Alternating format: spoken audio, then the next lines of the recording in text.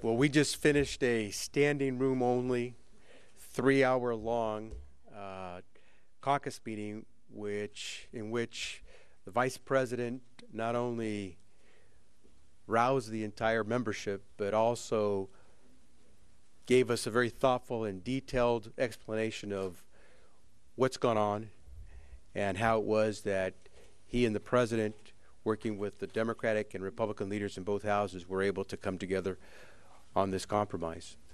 We first want to say thank you to the Vice President for being so gracious, but quite honestly, so frank in his conversation with us and explaining as much as he could about what's transpired over the last several weeks.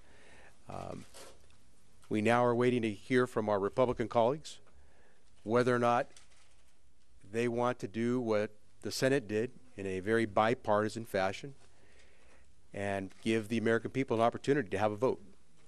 There are people throughout this country who might look at this deal and love it. Some might hate it. Some may not understand it. But we firmly believe that every American in this country should have a right to have a vote in the People's House. The Senate has sent us a bill. We're hoping that the House will respect the wishes of the American public and let the representatives of those people vote up or down on that legislation. And with that, let me turn now to our leader, Nancy Pelosi. Thank you very much, Chairman Becerra. Last night, the Senate, I guess it was early this morning, the United States Senate voted in an uncharacteristically very strong bipartisan way, 89 votes in favor of the compromise legislation. That was historic. That legislation was sent over to the House. Up until now, our Speaker has said, when the Senate acts, we will have a vote in the House. That is what he said. That is what we expect. That is what the American people deserve. And so we look forward now, as we go forward in this day, to see what the timing will be for a straight up or down vote on what passed 89-8 last night in the United States Senate. Today, we had the privilege of, as our chairman has said, of hearing from the Vice President. He talked about what's in the legislation and what lies ahead and difficult negotiations as we go forward. We had a frank, as you said, Mr. Chairman, a frank discussion in that regard. Right now, our members, after very thoughtful deliberations and review, are continuing to review the legislation, weighing the pros and cons, and weighing the equities of not going over the cliff. But we're all very eager to see the form that the Republican leadership will put onto the floor today. I think that we've made gigantic progress. I hope that we can have a bipartisan agreement as we go forward. But as I said, our members are making their decisions now, and we look forward to hearing from what the Republicans have to say. The person who will know best what our numbers are in this regard at some point during the day is our distinguished master counter, our distinguished whip, Mr. Hoyer, and I'm pleased to yield to him. Thank you very much, Madam Leader. The 112th Congress has about 46 hours left to go. This Congress, unfortunately, has been most known for an unwillingness to compromise, an unwillingness to come together to act on behalf of the American people. Today is January 1st. Taxes will be going up on everybody in America if we don't act. Those who are relying on unemployment insurance, millions of Americans relying on unemployment insurance to make sure they can support themselves and their families, if we don't act, we'll be at risk. Vice President Biden has worked very hard to come to a compromise. By definition, a compromise has elements in it that each party does not like. But by definition, it has things in it that each party should like. The Speaker said that if the Senate passed a bill, he would put it on the floor for a vote. The Leader has pointed out that we expect that to happen. We think that's in the best interest of the American people. We hope that our colleagues on the other side of the aisle can reach compromise. Our members are reviewing the specifics of the compromise that has been reached to determine whether they can support that compromise.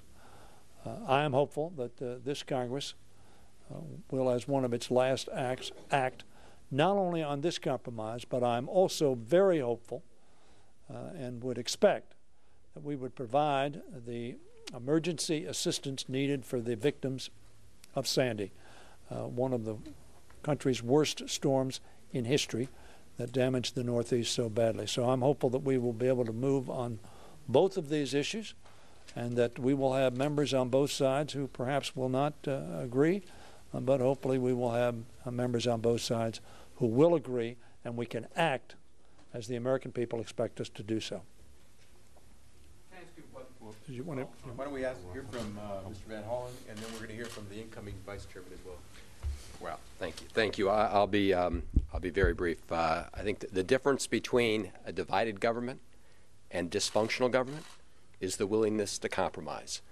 We saw that in the Senate, as Leader Pelosi and our whip, Mr. Hoyer, have said. That means looking at an agreement and deciding whether, on balance, it helps not Democrats or Republicans, but whether it helps move the country forward. And we're hopeful that Republicans on the House will do as Democrats and Republicans did on the Senate, and weigh all the equities here, but decide at the end of the day that not everybody gets 100% of what they want.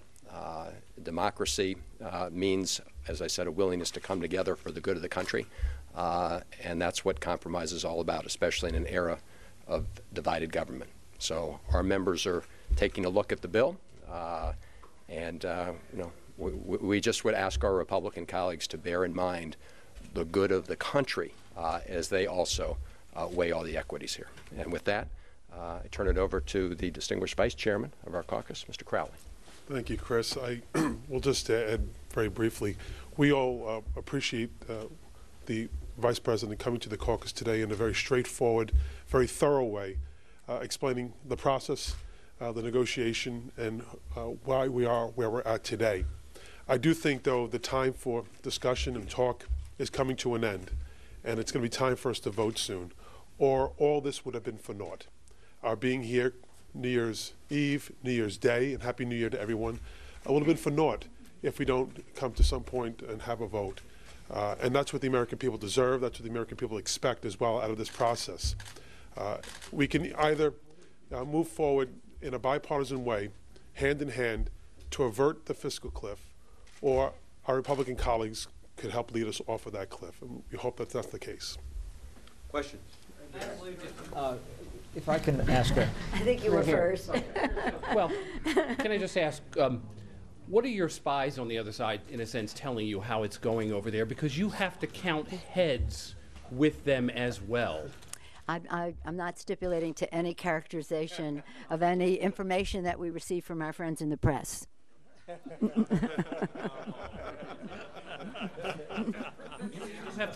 I really have no idea. With them as well, yeah, to try to approve this. What are you hearing from the other side? I think that what your question is better addressed to the Republicans coming out of their conference. We just came out of ours, and we know what you tell us as to what's coming out of their caucus. Let me just say, we haven't had an opportunity to talk to their leadership at this point in time. Since our meeting, yeah. You said just a moment ago you would prefer a straight up or down vote on that. Absolutely. Is that because of the time, or is that because this was a deal brokered by the Vice President? No, it was a bill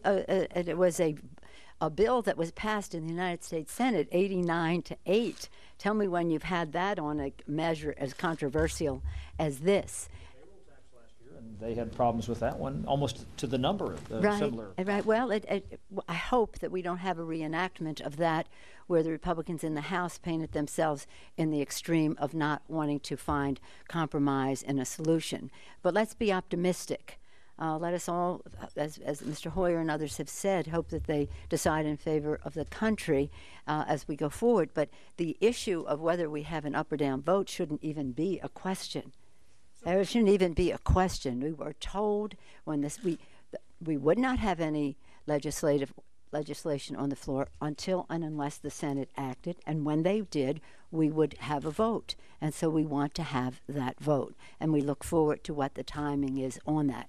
And this is all about time, and it's about time that we brought this to the floor. As I think Mr. Hoyer mentioned, or he did in there, it's only been a matter of a couple of months since the election, 8 weeks, and in that period of time, we've been pushed to even into a new year. It's long overdue for us to have this solution to go forward and remove all doubt as to how we go, what comes next for our country. So we expect the American people deserve an up or down vote on what was passed in the Senate. Madam Speaker, if there is an up or down vote, how many Democratic votes would you have? Will you be able to deliver? That isn't a subject that I will be talking about right now. As we mentioned, all of us, Mr. Hoyer. Members are considering the legislation they just heard from the Vice President, and we will find out which members. If you're saying you want bipartisanship from the other side, don't you have to say that you're willing to support this piece of legislation? I don't think there's any doubt, but we'll have bipartisanship. She asked me for the number. I don't have a number, but I can tell you we will have a bipartisan vote if Thank you very much. The Republicans vote. When will you start whipping?